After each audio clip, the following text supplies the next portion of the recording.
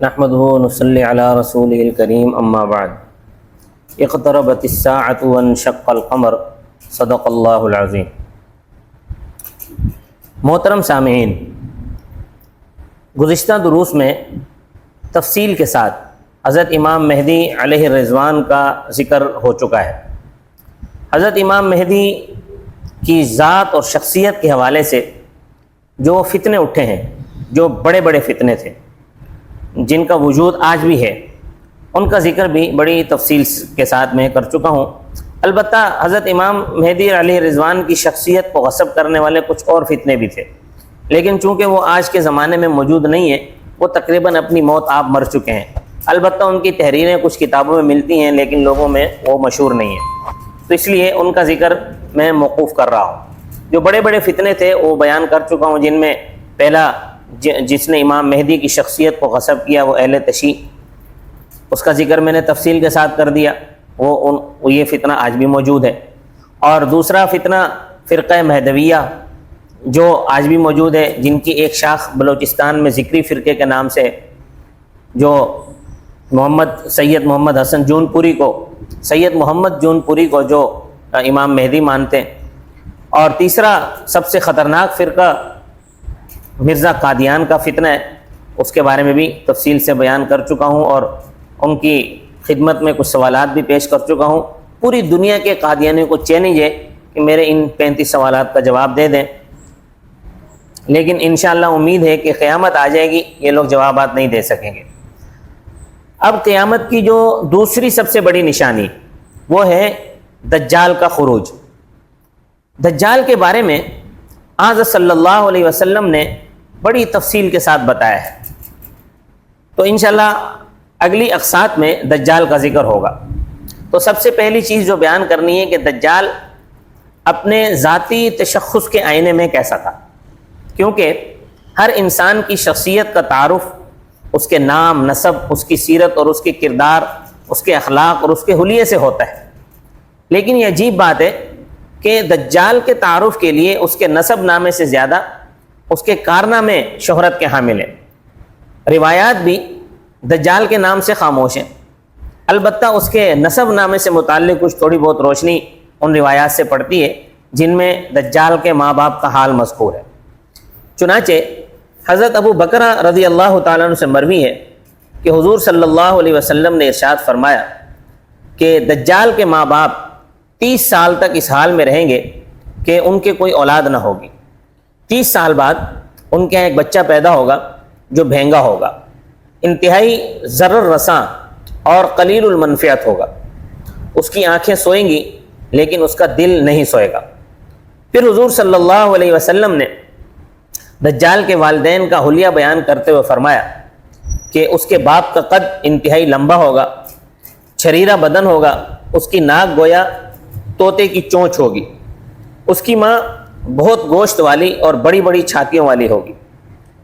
اس روایت کے اصل الفاظ تو انشاءاللہ آگے میں بیان کروں گا، یہاں صرف یہ عرض کرنا مقصود ہے کہ دجال کے ماں باپ اور خود اس کا حلیہ کتب احادیث میں مروی ہے، وہ کہ صحابہ کرام علیہم الرضوان نے اس کو ابن سیاد پر بھی چشمہ کیا ہے، لیکن ہم اس بحث کو چھیڑے بغیر اتنی بات کہنے پر میں اکتفا کروں گا کہ دجال اور اس کے والدین کا نام کتب حدیث سے معلوم نہیں ہوتا، البتہ اس کا اور اس کے والدین کا حلیہ ضرور ملتا ہے۔ علامہ انور شاہ کشمیری رحمۃ اللہ علیہ نے فیض الباری میں جلد 4 صفحہ 399 پر دجال اکبر کا نام صافن بن سیاد یا صافی بن سیاد تحریر فرمایا ہے، لیکن یہ یقینی نہیں ہے، جیسا کہ آگے ابن سیاد کے متعلق انشاءاللہ تفصیلی بحث آئے گی۔ آپ جانتے ہیں کہ بعض اوقات ایک شخص کسی نام سے اتنا مشہور ہو جاتا ہے کہ لوگ اس کے اصل نام کو بھول جاتے ہیں، اور جو نام زبان زد عام ہو جاتا ہے وہی گویا اس کا اصل نام بن جاتا ہے۔ یہی کچھ حال دجال کا بھی ہے۔ اس کا اصل نام جو کچھ بھی ہو، بہرحال وہ دجال کے نام سے ہی مشہور ہوگا اور لوگوں میں متعارف ہوگا، اگرچہ حدیث کے مطابق اس سے پہلے 30 دجال گزر چکے ہوں گے، چنانچہ حضرت ابو ہریرہ رضی اللہ تعالیٰ عنہ کا یہ ارشاد نبوی موجود ہے کہ قیامت اس وقت تک قائم نہیں ہوگی جب تک کہ دو بڑی جماعتیں آپس میں نہ لڑ چکیں، ان کے درمیان بڑی زبردست خون ریزی ہوگی اور دعوت دونوں کی ایک ہی ہوگی، جب تک 30 کے قریب دجال کذاب نہ بھیج دیے جائیں جن میں سے ہر ایک بزعم خویش پیغمبر ہوگا، تو اس وقت تک قیامت نہیں آئے گی۔ اب ممکن ہے کہ کسی شخص کے ذہن میں یہ سوال پیدا ہو کہ ایسے دجال اور کذاب جو مدعی نبوت بنے ان کی تعداد تو 30 سے زیادہ ہے۔ ہر زمانے میں دعوی نبوت کرنے والے یا الفاظ دیگر تاج و تخت ختم نبوت پر حملہ کرنے والے شقی پیدا ہوتے رہے ہیں۔ خود نبی اکرم صلی اللہ علیہ وسلم کے زمانے میں اسود عنسی اور مسیلمہ کذاب کو یہ بڑ ہانکنے کی جرت پیدا ہوئی، اور پھر یہ 30 کا عدد تو کچھ سمجھ میں نہیں آتا۔ اس سوال کو حل کرنے سے پہلے آپ یہ بات سمجھیں، عرب کا یہ محاورہ ہے کہ اہل عرب عدد کے لفظ سے عدد ہی مراد لینا یہ بہت کم ہوتا ہے، اس سے در حقیقت کثرت کی طرف اشارہ ہوتا ہے۔ عدد جو عدد بیان کیا جاتا ہے وہ مقصود نہیں ہوتا، اور اردو میں بھی ایسا بکثرت ہوتا ہے۔ جیسے کہ آپ کسی شخص کو کوئی کام کرنے سے منع کریں، ایک مرتبہ منع کر دیا، 2 مرتبہ منع کر دیا، 3 مرتبہ منع کر دیا، اب وہ اس کام سے نہیں رک رہا، تو آپ کہیں گے کہ میں نے اس کو 20 مرتبہ یہ کام کرنے سے منع کیا ہے۔ تو اس کا یہ مطلب آپ نہیں لیں گے کہ میں نے 20 مرتبہ اس کو کہا ہے، بلکہ اس کا مطلب یہ ہوگا کہ میں نے اس کو کئی مرتبہ سمجھایا ہے۔ مطلب آپ کا مقصد یہ ہوگا اس سے ظاہر کرنا کہ کثرت سے میں نے اس کو یہ بات کہی ہے۔ اسی طرح اس حدیث میں بھی 30 کا عدد مراد نہیں ہے، بلکہ اس سے کثرت کی طرف اشارہ ہے۔ اس کی تائید حضرت انس رضی اللہ تعالیٰ عنہ کی اس روایت سے بھی ہوتی ہے جو ابن کثیر نے ابو یعلا کے حوالے سے نقل کی ہے کہ حضور صلی اللہ علیہ وسلم نے ارشاد فرمایا کہ دجال اکبر کے خروج سے پہلے 70 سے کچھ اوپر دجالوں کا خروج ہوگا۔ تو بہرحال یہ بات تو دور نکل گئی۔ تو میں عرض کر رہا تھا کہ بعض اوقات اصل نام پر عرفی نام غالب آ جاتا ہے۔ دجال بھی ایک لقب ہے جس سے آخر زمانے میں آنے والا شخص ملقب ہوگا۔ اس کی کیا وجہ ہوگی؟ علماء کرام نے متعدد وجوہات تحریر فرمائی۔ اکثر حضرات نے ایک ہی جیسی 10 وجوہات لکھی ہیں جن کا اصل ماخذ ابن داہیہ کلبی کی تحقیق ابن داہیہ کی تحقیق ہے۔ چند ایک آپ کو بھی سنا دیتا ہوں۔ دجال کی وجہ تسمیہ جو علماء نے بیان کی ہیں، پہلا نمبر 1، دجال اصل میں دجلتن سے نکلا ہے جس کا معنی ہے جھوٹ۔ چونکہ دجال ایک بہت بڑا کذاب اور جھوٹا شخص ہوگا اس لیے اس کو دجال کہتے ہیں۔ نمبر 2، دجل کا معنی ہوتا ہے طے کرنا، چونکہ دجال پوری زمین کی مسافت طے کرے گا اس لیے اس کو دجال کہتے ہیں۔ نمبر 3، دجل کا معنی ہوتا ہے کسی چیز کا پھیل پڑنا یا چھپا لینا، چونکہ دجال پوری زمین پر اپنے لشکروں کے ساتھ پھیل کر پوری زمین کو ڈھانپ لے گا اس لیے اس کو دجال کہتے ہیں۔ دریائے دجلہ کو بھی دجلہ اس لیے کہتے ہیں کہ اس نے زمین کا بہت بڑا حصہ چھپا لیا اپنے اندر، پھیل کر اس دریا نے اپنے اندر بہت سے حصے کو ڈھانپ لیا ہے اس لیے اس کو دجلہ کہتے ہیں۔ نمبر 4، دجل کا معنی ہوتا ہے لکڑی یا کسی دھات پر سونے کا پانی چڑھا دینا تاکہ لوگ اس کو سونا سمجھے، چونکہ دجال بھی باطل کو اسی انداز میں پیش کرے گا کہ اس کو ملمع اور مسجع کر کے پیش کرے گا، محسوس یہی ہوگا کہ یہ حق ہے اس لیے اس کو دجال کہتے ہیں۔ نمبر 5، دجال کا معنی ہوتا ہے خرق عادت کام کرنا، چونکہ دجال سے بہت سے امور خلاف عادت سرزد ہوں گے تو اس لیے بھی اس کو دجال کہتے ہیں۔ احادیث مبارکہ میں دجال کا ایک اور لقب بھی استعمال ہوا ہے اور وہ ہے مسیح۔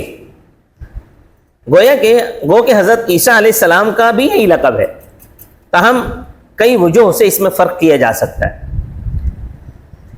نمبر 1، بعض احادیث مبارکہ میں دجال کے لیے لفظ مسیح کے ساتھ ایک لفظ زائد کیا گیا اور پورا لفظ المسیح الضلالہ، اور حضرت عیسیٰ علیہ السلام کے لیے المسیح الہدیٰ کا لفظ وارد ہوا ہے۔ چنانچہ مسند احمد میں حضرت ابو ہریرہ رضی اللہ تعالیٰ عنہ سے اسی طرح کی حدیث مروی ہے۔ بعض احادیث میں دجال کے لیے مسیح الدجال کا لفظ استعمال ہوا ہے۔ چنانچہ بخاری شریف میں حضرت عائشہ رضی اللہ تعالیٰ عنہ سے منقول ہے کہ حضور صلی اللہ علیہ وسلم کی جو من جملہ دعائیں تھیں ان دعاؤں میں سے ایک دعا یہ بھی تھی وَأَعُوذُ بِكَ مِن فِتْنَةِ الْمَسِيحِ الدَّجَّالِ۔ بعض لوگ اسی حدیث کی بنیاد پر کہتے ہیں کہ دجال مسیحی یعنی عیسائی ہوگا، حالانکہ یہ بات غلط ہے، اور اس حدیث سے ان کا استدلال بالکل ناتمام ہے، کیونکہ اس میں مسیح کا لفظ ہے، مسیحی کا لفظ نہیں ہے، اور پھر یہ ان روایات کے بھی خلاف ہے جن میں واضح طور پر صراحتاً دجال کا یہودی ہونا مذکور ہے، جیسا کہ انشاءاللہ عن قریب تفصیل سے بیان ہوگا۔ اگر لفظ مسیح کسی قید کے بغیر استعمال ہو تو سیاق و سباق سے اس کا معنی متعین کر لینا کچھ مشکل نہیں۔ البتہ جس وقت مسیح کا لفظ استعمال ہو تو اس وقت حضرت عیسیٰ علیہ السلام کو مسیح کہنے کی الگ وجہ ذہن میں ہونی چاہیے، اور دجال کو مسیح کہنے کی الگ وجہ ذہن میں ہونی چاہیے، اس کی دلیل بھی معلوم ہونی چاہیے۔ اصل میں حضرت عیسیٰ علیہ السلام کو مسیح کہنے کی وجہ، اصل میں مسیح کا معنی ہوتا ہے چھونے والا، پھیرنے والا۔ حضرت عیسیٰ علیہ السلام جس کے سر پر ہاتھ پھیرتے تھے،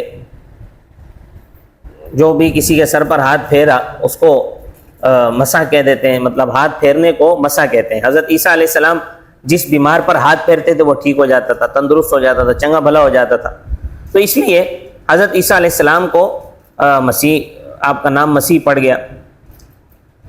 نمبر 2، یا پھر مسیح کا لفظ یہ سیاحت سے نکلا ہے، چونکہ حضرت عیسیٰ علیہ السلام خود بھی سیاحت فرمایا کرتے تھے، اس لیے آپ کو مسیح کہا جاتا ہے۔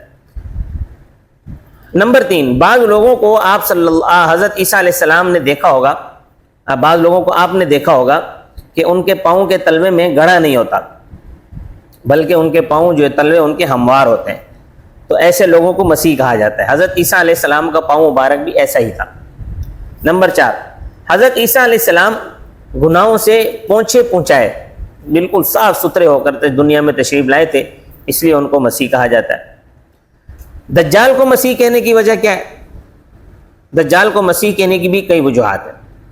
ایک یہ ہے کہ جس شخص کی آنکھ اور ابرو کے بال غائب ہوں اس کو مسیح کہتے ہیں، اور دجال لعین بھی ایسا ہی ہوگا، جیسا کہ ان قریب انشاءاللہ تفصیل میں آئے گا۔ نمبر 2، مسیح کا ایک معنی کذاب بھی ہے، اور اس سے بڑا جھوٹا اور کون ہوگا؟ کوئی شخص خدائی کا دعوے دار ہو تو اس سے بڑا جھوٹا اور کون ہو سکتا ہے، اس لیے دجال کو مسیح کہتے ہیں۔ نمبر 3، مسیح کا ایک معنی سرکش ہے، اور دجال سے بڑا سرکش اس وقت کوئی نہیں ہوگا۔ نمبر 4، احادیث مبارکہ کے مطابق چونکہ دجال بھی پوری زمین پر بھاگے گا، خوب سیاحت کر کے فتنہ و فساد پھیلائے گا، اس لیے بھی اس کو مسیح کہتے ہیں۔ تو لفظ مسیح کے متعلق علامہ قرطبی رحمۃ اللہ علیہ نے حافظ ابن داہیہ کے حوالے سے اپنی کتاب التذکرہ میں کوئی تقریباً 23 اقوال ذکر کی ہیں۔ تفصیل کے لیے وہاں اگر پڑھ لیا جائے تو بہتر ہے، کتاب التذکرہ صفحہ نمبر 563۔ یہاں البتہ ایک لطیفہ سنتے جائیں۔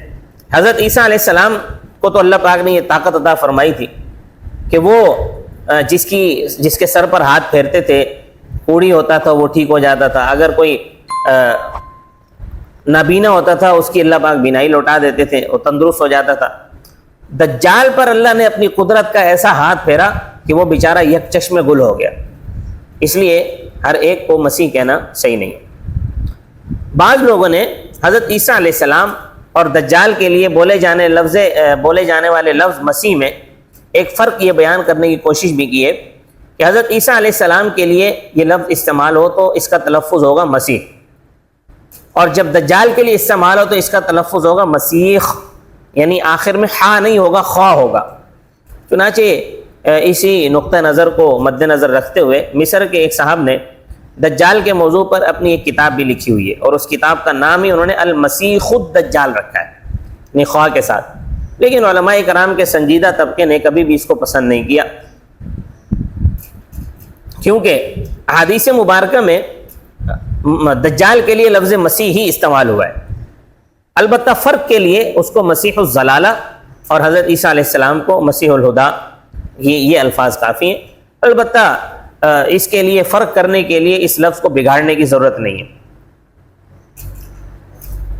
دجال کا نسب نامہ یہ کیا ہے؟ کتب حدیث میں اور سیر کی کتابوں میں ایک مشہور کاہن کا نام ملتا ہے، اس کا نام تھا شق، بعض حضرات کے بقول دجال اسی شق نامی کاہن کی اولاد میں سے ہوگا۔ بعض حضرات کی رائے یہ ہے کہ خود ہی شق ہوگا، اس کی ماں ایک جنیہ تھی جو اس کے ہونے والے باپ پر عاشق ہو گئی اور اسی کا ثمرہ شق کی صورت میں نکلا۔ شیطان اس کے بڑے عجیب عجیب کام کرتے تھے، یہ جو شق تھا۔ حضرت سلیمان علیہ السلام کے دور میں یہ تھا۔ حضرت سلیمان علیہ السلام نے اس کی ان حرکتوں کی وجہ سے اس کو قید کر دیا تھا، یہ اب کسی جزیرے میں جکڑا ہوا ہے۔ دجال کے نام اور نسب پر قدری تفصیلی گفتگو آپ حضرات نے سن لی۔ اس کے بعد دجال کا حلیہ انشاءاللہ اگلی قسم میں بیان ہوگا۔ اللہ تبارک و تعالی مجھے اور آپ کو دجال کے فتنے سے محفوظ فرمائے۔ وما علینا الا البلاغ المبین۔